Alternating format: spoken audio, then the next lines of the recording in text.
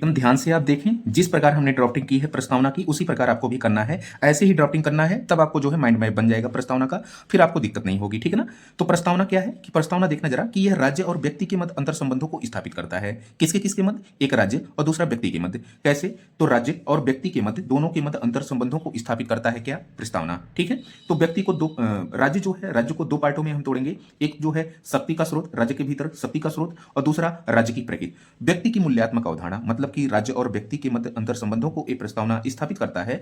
तो एक तो राज्य के अंदर शक्ति का स्रोत जनता अर्थात हम भारत के लोग। देखिए प्रस्तावना की शुरुआत हो गई, ठीक ना।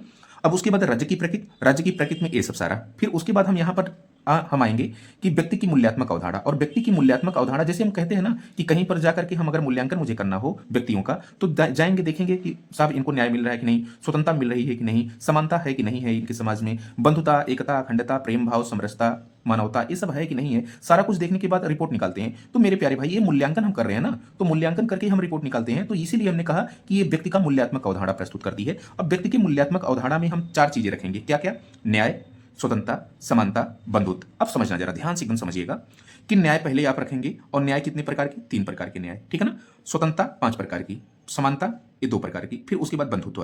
अब समझना जरा कि मैंने कहा कि यह प्रस्तावना राज्य और व्यक्ति के मध्य संबंधों को शो करता है। तो राज्य को आपने 2 पार्टों में डिवाइड किया। एक तो जो है शक्ति का स्रोत जनता अर्थात हम भारत के लोग।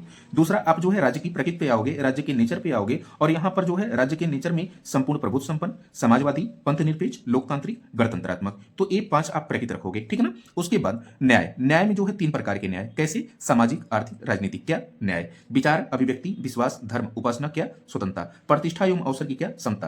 प्राप्त करने के लिए व्यक्ति की गरिमा और राष्ट्र की एकता और अखंडता को सुनिश्चित करने वाली क्या? बंधुत्व को बढ़ाने के लिए दृढ़ संकल्पित होकर अपनी इस संविधान सभा में आज दिनांक 26 नवंबर 1949 को एतद द्वारा संविधान को अंगीकृत, नियमित और आत्मार्पित करते हैं। एक आपकी पूरी प्रस्तावना है। एक बार हम समझते हैं कि इसको